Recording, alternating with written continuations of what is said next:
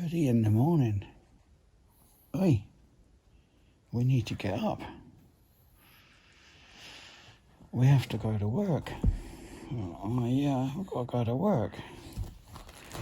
Oh God. That's disgusting. Do you want to go to work? Oh God. I just want to stay here in bed.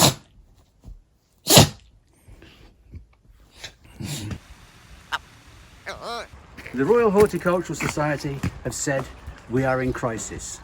The industry is lacking youngsters coming through.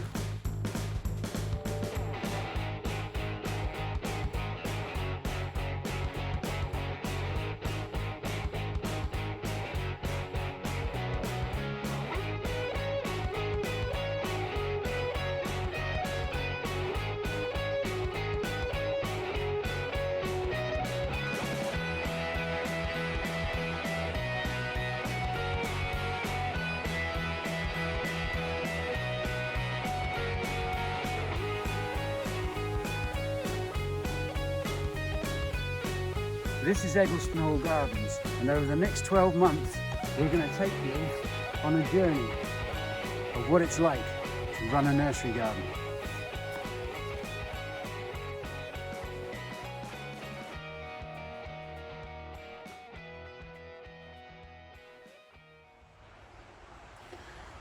Hello, young lady. You're back.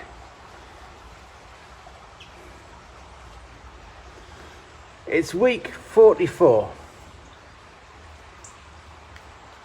And Fifi Pheasant doesn't give a toss. As long as she's got some scran.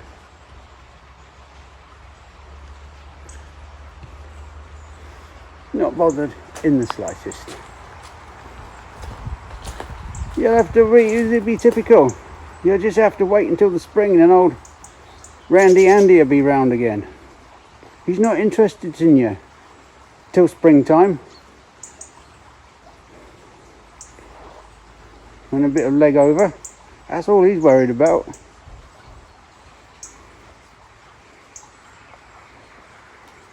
One could say a typical male. What do you think?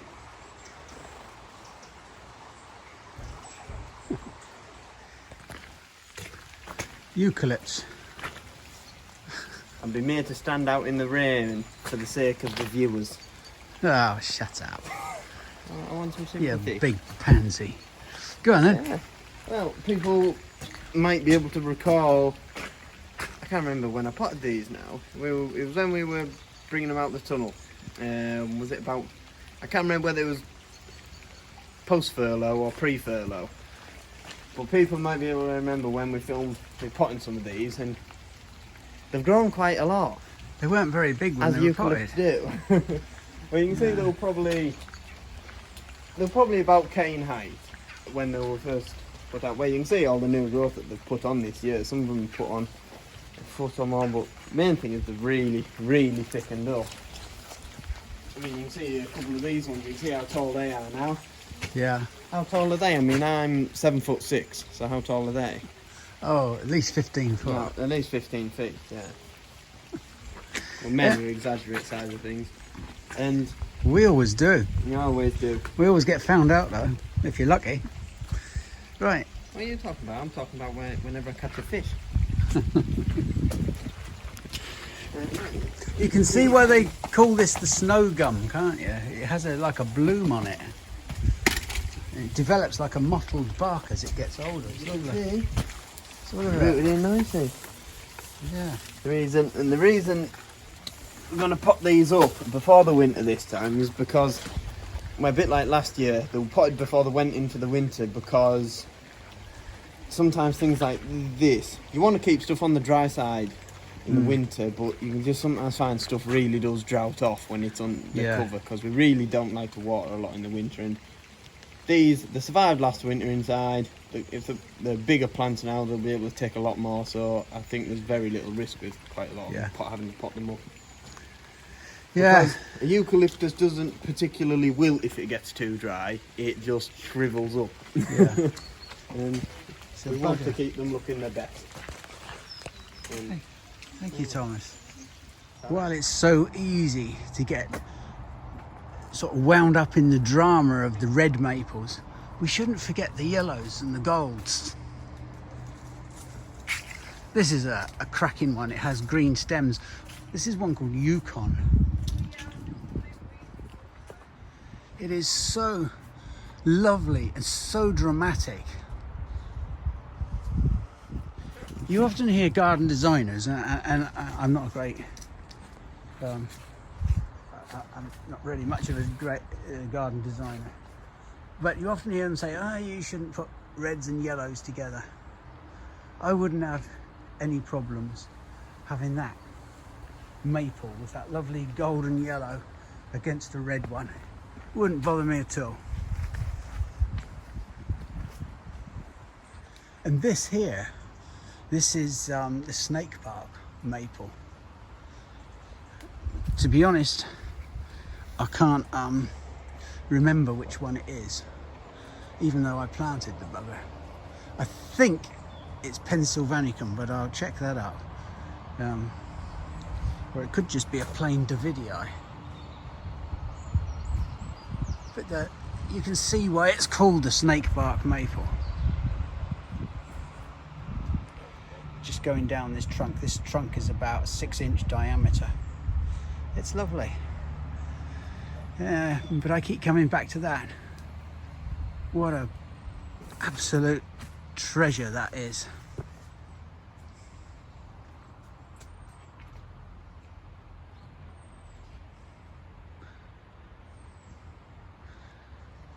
The other gold thing there is a larch.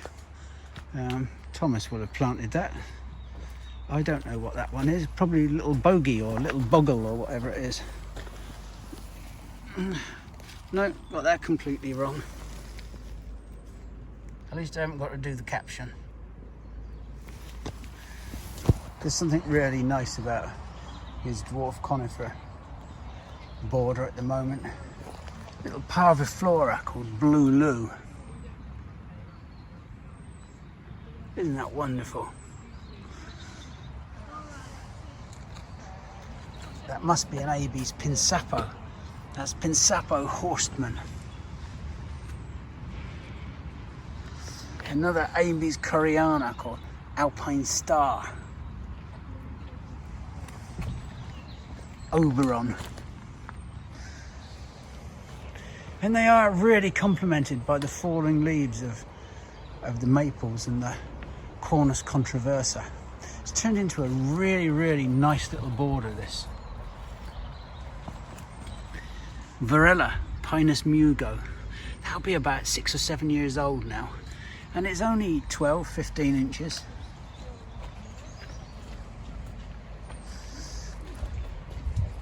I think he ought to be doing this. I don't know where he is.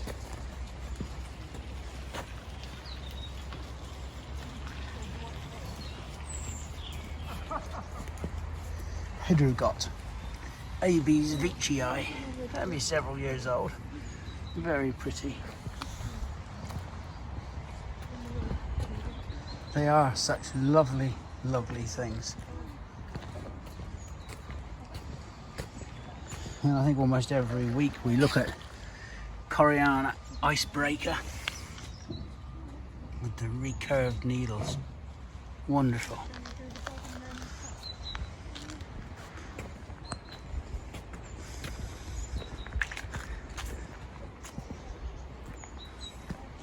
A little male holly, Myrtifolia, Angustifolia, Myrtifolia, Oreo marginata. There's no way I can put all that on a caption, so you just have to take my word for it. It's a quite small leaf, but it's nice. Yeah, I'm going up in the world. You are going up in the world. A bit of an awkward job, this. But see if I can tease this jasmine out. Do a bit of It's a bugger, isn't it? I think it's it sort of winds its way around everything. Yeah, it's gone up through the lights. Yeah. Nice when it's scented, wasn't it? Oh yeah. Whew.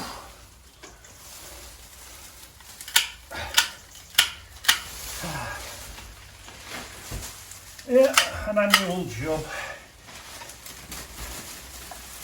But the perfume, like you say, perfume's gorgeous on this jasmine. We've been taking the piss out of your chopper. Oh yeah, Yeah. you like my chopper? Well, yeah, it's only a small chopper. Well, that's not what the girls say. John's been buying chopper bikes. I have. Go and tell us about it then. Well, It's quite interesting actually, because I grew up with choppers. there's several choppers on the market. There's the Mark 1, Right. which is the original chopper with the sort of almost like that automatic gear stick in the middle. Yeah. And that's the Mark 1, and they're worth a lot of money now. They're very, very rare. That's the early 1970s models. Yeah. There's the Mark 2, which came out in possibly late 70s and into the 80s. That's still got the gears, like the automatic gear stick in the middle. Yeah. Then there's the Mark 3, which is the one I've got, which are a bit easier to find. Yeah. But for health and safety reasons, by the time that came out, they had to move the gear lever completely because I think little boys were sliding off the saddle, have had accidents on the gear What, and lever. the gear stick going up their ass? Yeah. Oh dear. So they put it onto the handlebars, the gear. Yeah, but I mean, Have you ever, I remember as a little boy, you used to sit outside your saddle and to get some extra speed up and just stand up on the bike and study. And have you ever sat on your knackers? Oh, it's the most, oh God, it was the most painful thing I've ever experienced. You sit back down in the saddle. Well, I'm surprised you haven't had that problem. Yeah, well, there you are. Yeah. Do we have your permission to put a picture of you sat on your chopper? Yeah. Thank you very much. You know me, I'm going for a laugh.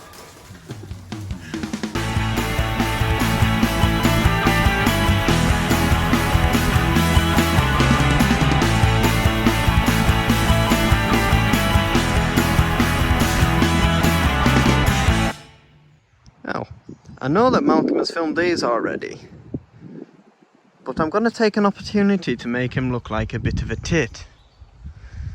I like making Malcolm look like a bit of a tit. Give me a lot of pleasure making him look a bit daft. But he went over these, I think it was last week or the week before, saying that the Cotoneaster hybrid is pendulous. And although they are a bit arching and a bit lax, they aren't hybrid as pendulous. These are a mixture. I think some of them are Cotoneaster cornubia. I know these ones on the left are. These ones on the right are Cotoneaster hybrid species. Is it water eye? Yeah, it's like water with another ERI on, so water eye. But I just thought I'd take an opportunity to just correct Malcolm on something, and I'll actually, if I just walk down here, I shall show what actual hybrid pendulous looks like. There it is there. So what you notice with that hybrid pendulous is that it is actually weeping, Malcolm, you see. That's how you can distinguish between them. That one is very, very, very much weeping, whereas those other ones were just big arching buggers. And there's some more cornubia as well. Actually, those ones are actually ones that we get grafted to actually form more of a tree and form more of a head. I mean, the berries are really quite brilliant. Great for the birds, and I suppose they do a job.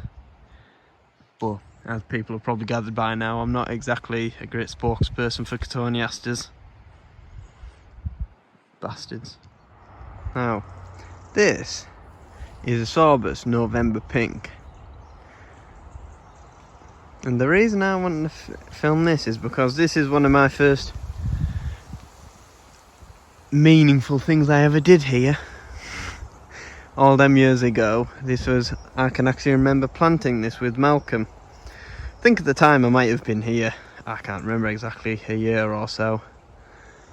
But it's nice to see it growing. Actually this year it's put on some fairly decent extension growth, because this is probably this tree is a perfect example of why you should probably not let the grass grow up to the base of the tree, because the tree was about my height when we first planted it. And as you can see, it's put on some decent growth, but considering it's a sorbus, it should have probably put on far more by now. But it's a lovely variety. Again, it's November pink, and by the looks of it, it could be like a Vilmarinii or a Hupensis type of sorbus, one of the Asian forms. And it just is really, really something lovely, and it's so heavily berrying as well. With the populus in behind, Populus tremula. You can see why it gets its name when the breeze blows through it, how the leaves just flicker and shimmer. They actually haven't really started properly turning yet, because they do become the most beautiful buttery yellow. And it's funny really when we consider we're almost into November now and things like that, they're still barely even turning. But that is the weather now. We've had it wet as hell, but considering almost November, it's still bloody mild. Yeah, he's bloody not recorded anything. He pressed the wrong button. Honestly, pensioners and the technology. Alright, Malcolm. Yeah. No, we can't do the joke about Elizabeth's bush. The Australian bush. Yeah. Why not? Well, it's never as good second time round. It was already now, it was second that time. It all seems forced now. Kind of forced, maybe. Not at this place. Look at that there. Lovely Australian trees. Come on then, show me your tool that you've invented. I know this is the second time we've done it. Yeah, it's the second time. You see, now you've missed the demonstration of me loading the stuff into me box job. And not pronouncing your H's either. No, I'm not. Go on then. But yeah, because these eucalyptus, they're that twatting lanky, taking them up on this trolley, the top heavy would just be falling over all the time. So I've decided, I've been meaning to make a proper one for a while, but while we was here, I've just botched this up. Right. So to shelf off a Dutch trolley that fits on this barrow, I've just cut the middle out. It's very inventive, and then Thomas. they can't fall out. How many do you think you can get in? Somebody hasn't caned that, have they? No, we're gonna do it in situ because we have some big 6, 7, 8 foot canes. Mm. So we're gonna do it when we get it in long shanks. Yeah, you see there, that? You can wedge them in. You can probably fit 5 or 6. Can't you You now? push 5, I'm not pushing 5 or 6 at that. Yeah, I'll be pushing 5 or 6. If I push 5 or 6, I'll be in the bloody stream. And here he was the other day. I thought you were good at pushing. What?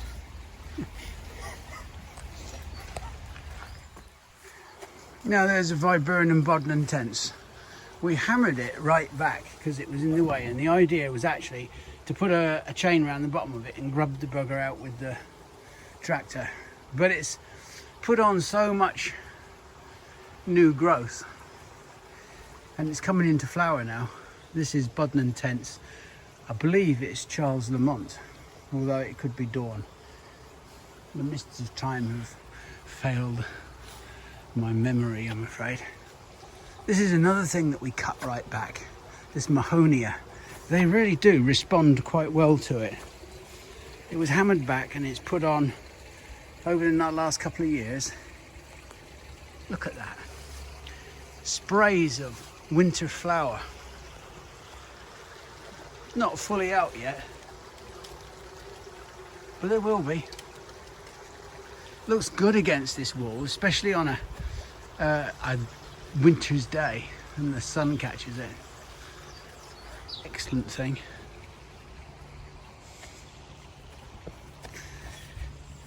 It's hard now because we're coming full circle. It's hard to actually find something new or interesting to tell you or speak to you about, because we've probably almost done everything, and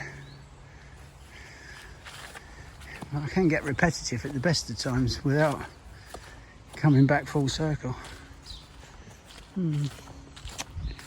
I think a lot of these have got to be potted over winter or repotted. That'll be Thomas. Oh, let's just get across this stream. This here is almost in full shade, and this is Osakazuki, Asa palmatum Osakazuki. Beautiful, ain't it? And there next to it is another Skeeter's broom. Some years ago I went through a habit of planting things in the middle or just off centre of paths, like this one. I have absolutely no idea why I developed that sort of like habit, but I quite like it because it's sort of, especially with wide paths, it sort of broke them up. And if you can grow the plant upwards and lift the skirt so that you're just walking either side of the trunk. Unfortunately, this one seems to have gone wider rather than upper. Oh, it's just a little thing I had.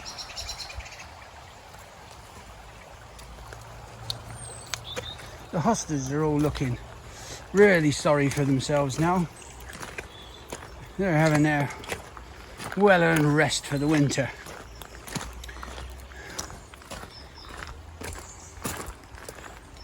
And Thomas is working on getting stuff under cover.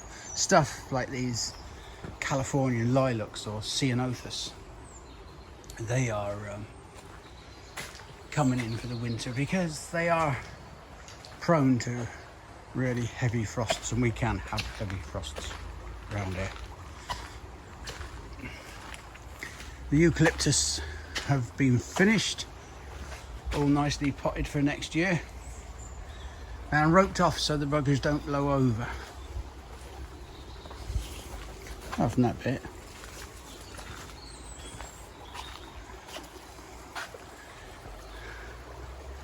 I'm going to get onto that yew.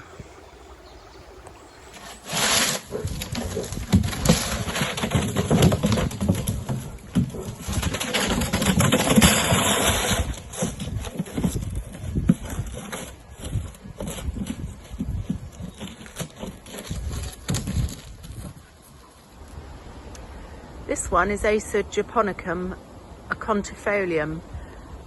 They call it the peacock-tail maple. As you can see, the leaves do fan out a bit like a peacock tail. Again, you have to use a little bit of imagination, but the leaves are stunning colour. And nearly every year this one will flower, and you'll have burgundy flowers with burgundy seed pods, and against the green, oh, there's a few. Oh, missed a few. Where are they? There they are. They've gone brown now, but that's a few we missed. We picked all of the seeds otherwise here, but those few escaped. Never mind. We'll let them drop off and maybe grow naturally. The mice don't pinch them. And under the acontifolium we have a pot-grown Acer palmatum dissectum tamukiyama. It's been growing in a pot, probably nigh on 30 years. I think we're going to plant him out this year. We need to plant more stock beds up. We are getting asked more and more for middle-sized red dissectums, and we all seem to sell out, so we need to produce more, so we need to keep some of these bigger plants back and plant them and use them for stock material in the future.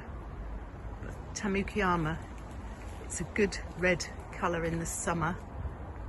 It's got a flat appearance to the leaf, but it is a good red, one of our favourite, another favourite reds.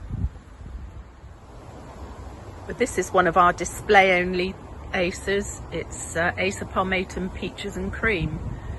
It comes out with a red edge to the leaf, which is then variegated, but it should be called strawberries and cream, I think, because it's not really a peachy colour, it's more red. But the leaf, when it turns, as you can see, is lovely gold, and it's very pretty because close up you've got the red veins running through and red petioles, so that looks really pretty. Acer palmatum firecracker is starting to go more red. It has lost quite a few leaves this week with the winds, but patches of red on there. Gorgeous. Well, as you can see, the ones that were in full colour last week have actually lost their leaves. We've had quite a lot of high winds here in the last week. That's given the okigami a chance to shine, and it's looking absolutely gorgeous. A little bit sparse on the leaf, it has lost some, but you've got to catch it just right. I like to get underneath them. Look underneath. Beautiful. This is another one of our okigami stock plants. As you can see, it's a stage behind the other one, the bigger one. Still got some olive green leaves on, but in a few days' time that'll change to the wonderful crimson red again, like the other one. This is quite a good stage actually, if you can get up underneath and look through. Really pretty.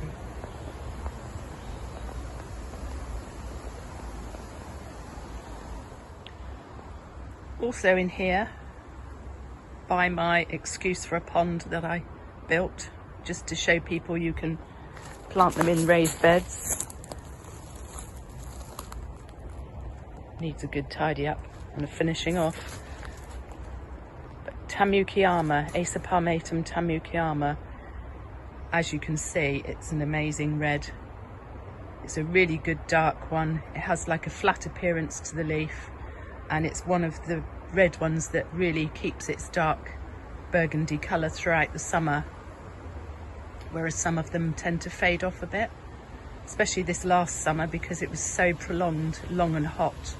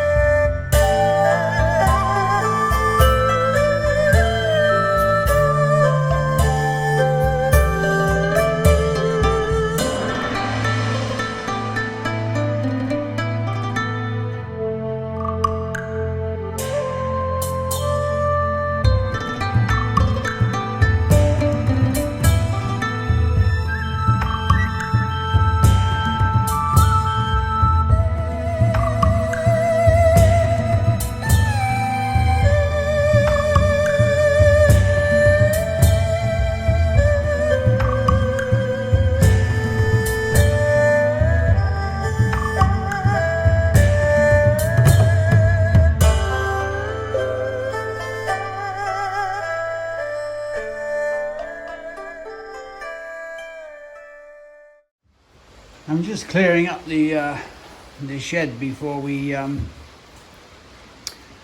glass house before we start on the next lot. I'm going to prepare a load of pots. I'm not going to do a mix today. It's wet, miserable, and it kind of makes you feel that way as well. So I'm not fancying it, but I will prepare a load of wire frames, and the few polystyrene boxes I've got left I'll start work on, prepare them. The thing that was really important that I forgot to mention when I mentioned the mixes last week, the ratios, I don't think I went into it enough. There are two standard mixes for Hypertufa. One is equal parts peat, sand and cement. Now you need to use a Portland cement, not really with any additives or anything in. This is a limestone mix, and it will come out much lighter and probably a lot stronger than the mix I'm using, which is 5 parts sand, 2 parts cement and 3 parts peat. Now, if you don't want to use the peat, as I've said before, you can use composted pine bark or something else like that, if you can get hold of it, because a lot of it is going for biomass. So there you are. That's the ratios. Coir doesn't work as well. It seems to disintegrate, and the plants don't have as much time. Sorry, the troughs don't have as much time to. They seem to just disintegrate a bit quick. Whereas the mixes I've given you, the ratios I've given you, they don't mix at all. Sorry, I've got customers, visitors going by, and I get confused. I keep thinking they're coming in here to talk with me. Sorry, I'm safe now. Anyway, so those are the mixes. 532 and 111. There's nothing hard about it. I prefer the latter mix, the sandstone mix, the 532. And I'll repeat that again. It's really important to use sharp sand, not builder's sand. Do not use builder's sand. It just doesn't really work as well. Sharp sand is really important. River sand, if you can get it, but it's illegal to actually take it off the river, as I found out. What I'm doing here is trying to create an oval form. I'm not sure you will get the overall shape of it, but you don't want it to be a rugby ball oval. You want it to be a little bit wider that side, and then coming round more to a point this side. It's very hard to give you a sense of it. You have to sort of see it in your mind's eye. And when you're doing these longer ones, or slightly larger than a polystyrene box, what you're really looking to do is to put a double layer of, this has just got a single layer in. I probably will put a double layer in of wire, because we want this nice and strong, and this just to reinforce it from bending and breaking. So these will be the next 3. There's a smaller one there. And these are what I would call freehand troughs. You've got to have alpine troughs. You've got to have a sort of sense of what you want before you start. But very often you start bending the wire, and I'm finding that you get a feel of how it's going to go. So I just let the wire do the talking. And if it looks a bit oddly shaped, then fine. We just mould it a little bit. It's not hard. You just need a little bit of vision. So you can see here we have a formed wire mesh, and I'm just starting to pack the sides in, and you just squeeze it into the wire. And it's important to have your mix, as I've said, floppy but not sloppy. But this is where you can use a bit of creativity in making and forming the mould that you want. and you just slowly build it up. Squeeze it into the wire so that the wire becomes a reinforcer. If you find it becomes a little bit dry, just give it a spray or a wet. You can just flick some on with your water on with your fingers and rub it in, and then we just keep doing this, just working it. You can see the bottom was laid out first and then this former was sat on the top, and if you can just have a look down there, Tom, you'll see where the wire is, and we're just now covering this in, and you just work it over. So you want about 3/4 of an inch to an inch on the top and about the same on the bottom. It will make it heavy, but there you are, it's not a thing you want to be moving around, but each one will be unique to you if you make them. All right, it's easy, isn't it? A monkey could do it. We're up in the top holding area here. This is what I mean about full circle. These beds that have had a year's worth of plants put on them and grown in have to be prepared, cleaned, repaired. We have dozens of beds like this, and you can see the wooden sides have broken there, so we'll have to get John on to repair those. Clara is at present cleaning up some of these beds. She's done these ones, and then they will have to be pressure washed, which is a long, monotonous job, which Lisa seems to have taken on herself to do. But first off, they have to be cleared. We used to repot a lot of stuff in the autumn, but I've found now the later we do it, the less losses we have. When you divide a plant and repot it, it's always at some risk. These begonias are a really nice bit of autumn colour. It's easy to get sniffy and snotty about begonias, but they can be really, really nice.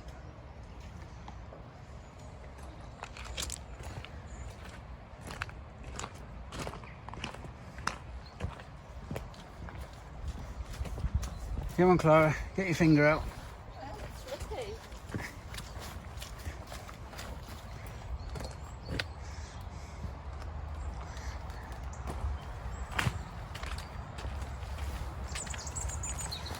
And Clara is doing what?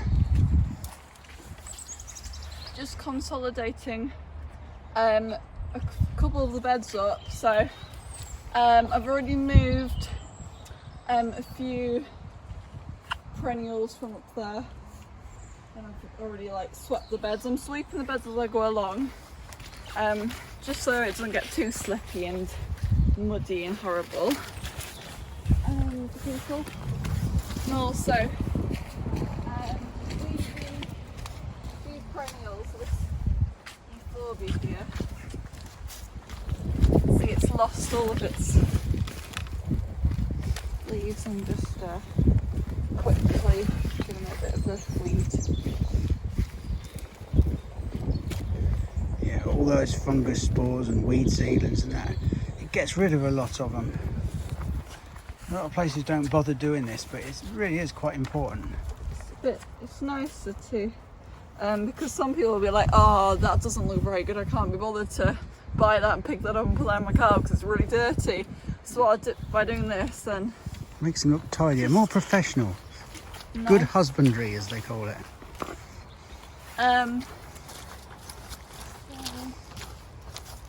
also all these nettle racks are just going to go up the garden. Yeah.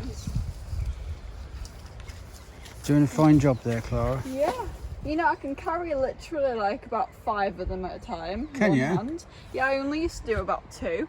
Now I can do about 5, but it does hurt a bit on my hands though. Can't go as fast.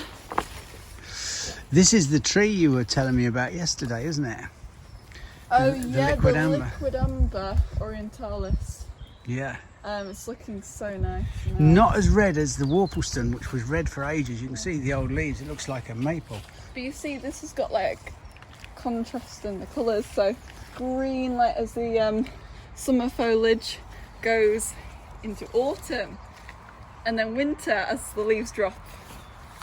So it's really quite nice, and this is actually grown much more like her usual liquid amber, because liquid ambers normally they grow like massive, but that one seems to be stunted, probably due to all the paths and the beds that have been put there.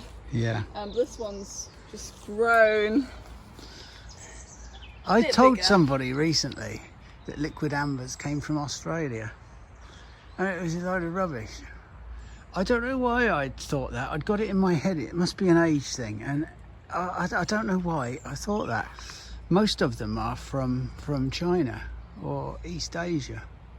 I didn't know that. Yeah, but the Staricifloria, I forget things now, is for most of the ones like Warpleston. Yeah. It's from America. But this one, this Orientalis, I think is another Chinese one. The clue's in the name really, isn't it? Oriental. You'd think I would know that at my age. It's pathetic. There is a vacuum appearing between my ears.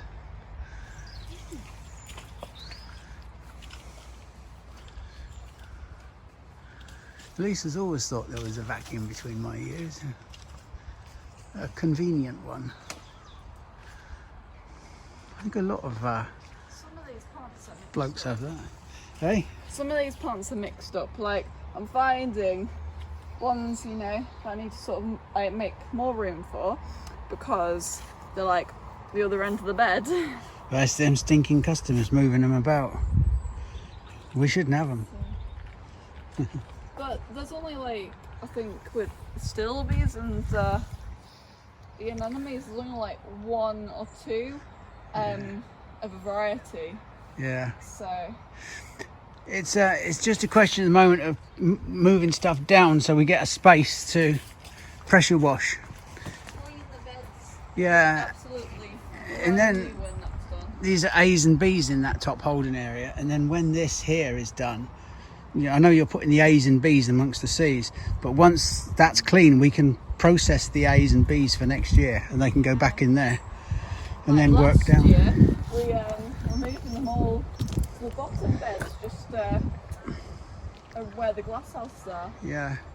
So, and then we're just putting them on from there. You seen all these customers about? We don't normally get any this time of the year. Well, it's lovely, and plus it's half term. Yeah. Yeah, is that a good thing? Yeah, like the kids love to pick up leaves and throw them. I mean, I always do. To you. Yeah, I know. Haven't know done you this do. year though. I'm waiting It's for my pensioner chance. abuse. Pensioner abuse. That's what you do. Oh, you bugger. Sorry, they're wet. Still, I was gonna wait, but.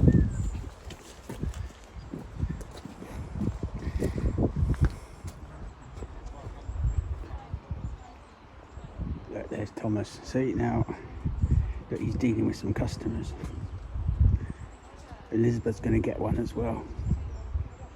Yeah, go on, go on, go on. Ask her a question. Ask her a question. Go on.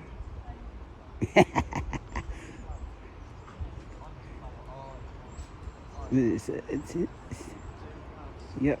There. Go on. Take a wait. Go on. Go on. Oh, there's another one.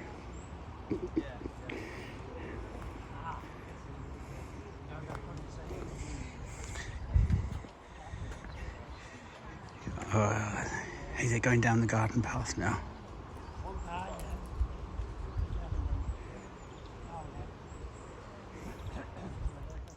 Can you think of anything that's worth filming? No. I'm probably just repeating everything that Malcolm said, just in a different accent. And probably without as much intellect behind it.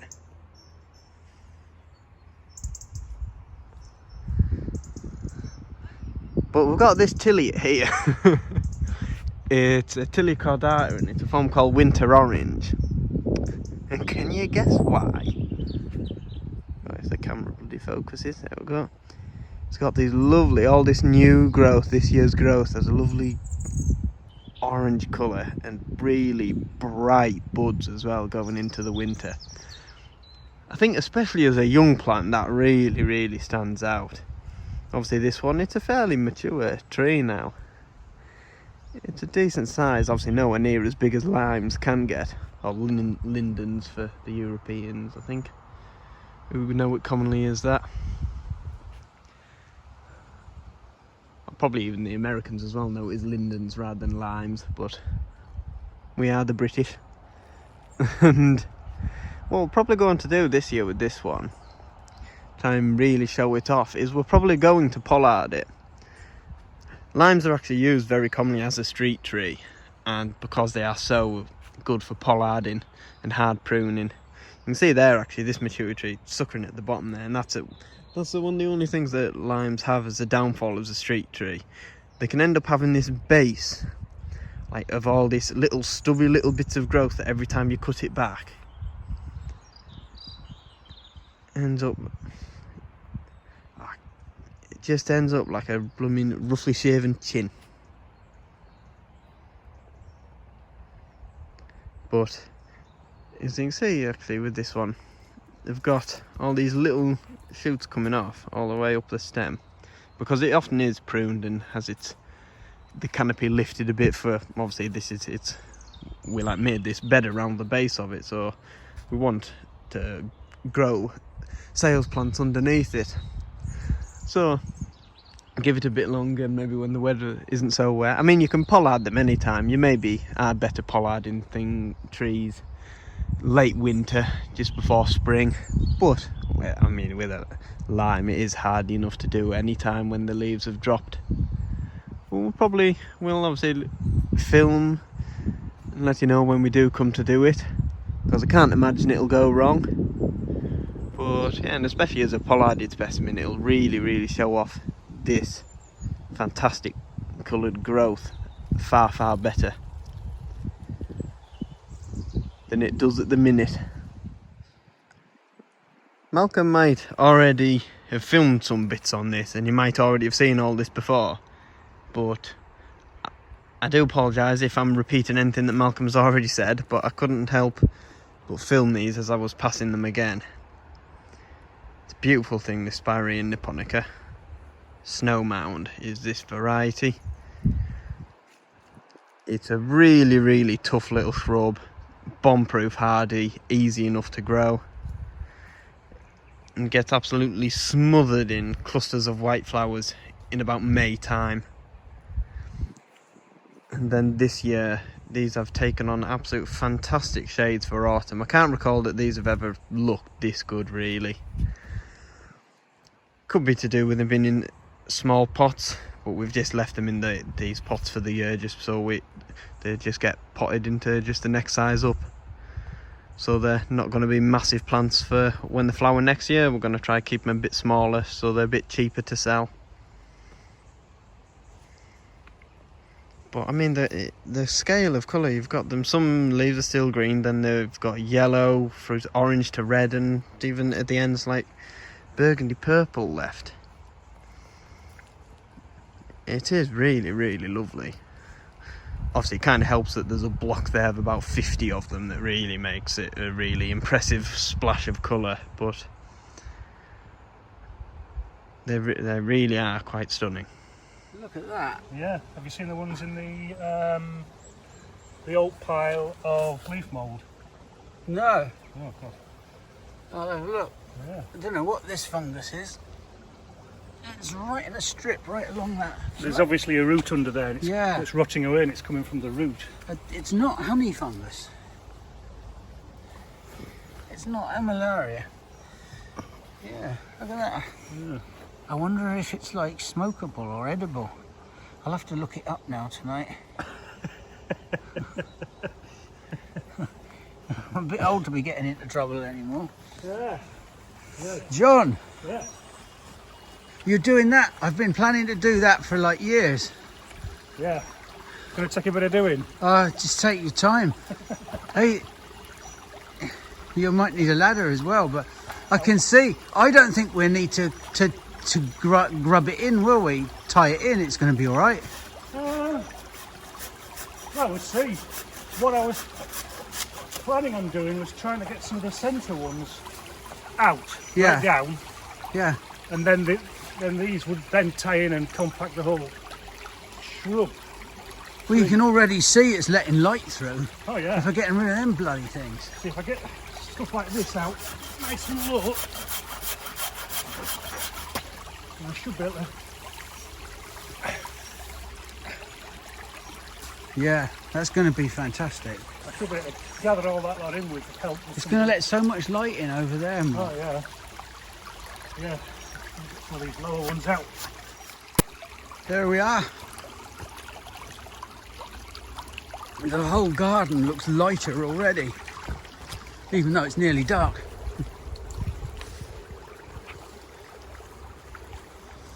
Yeah, that's much better. I'm much happier with that. Whoa.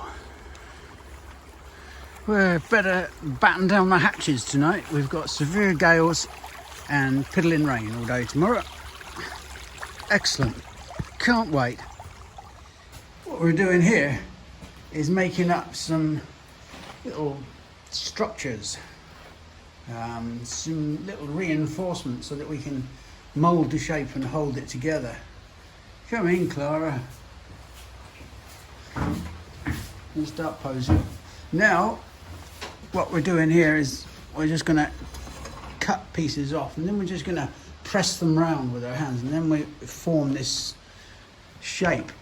You could be formal if you wanted, and Clara wanted a heart shape, didn't you? You can make a love heart for me. Oh, Jesus Christ. Sorry, Jesus. Yeah, there you go. I'll try and do a heart for Clara for some reason. I haven't done these yet, so I don't really know what I'm doing. So you will in listen time. to the expert. No, they're easy. Then you make up this shape. This is going to be like a wild stone trough, or an informally shaped one. It's going to have a bit of a curve there and then go round, and then we'll just mould round it. And we'll just cut these pieces off. That is all. I'm keeping my gloves warm. That was disgusting. It was actually. Wasn't that disgusting? Yeah. Nobody could fancy somebody that does that.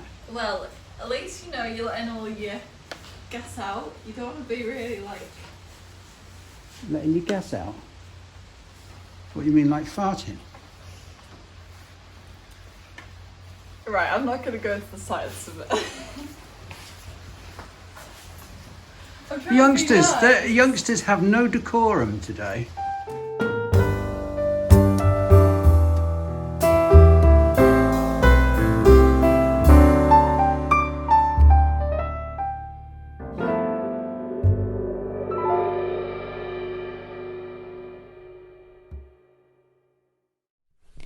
It's 3 o'clock in the afternoon on a very wet and windy and cold autumn afternoon. It's getting to feel very back-endish, as they say around here, which means the back end of the year. It probably means something else when Malcolm says it, but he's not here right now. So Poetry Corner finds me in my little studio by a very, very warm log fire. It's been a strange year, and this time of year is always one where you feel a little reflective. And the poem today is from an Irish poet, a 20th century poet called John O'Donoghue, and I think the words are very apt. This is the time to be slow. Lie low to the wall until the bitter weather passes. Try as best you can not to let the wire brush of doubt scrape from your heart all sense of yourself and your hesitant light. If you remain generous, time will come good, and you will find your feet again on fresh pastures of promise, where the air will be kind and blushed with beginning.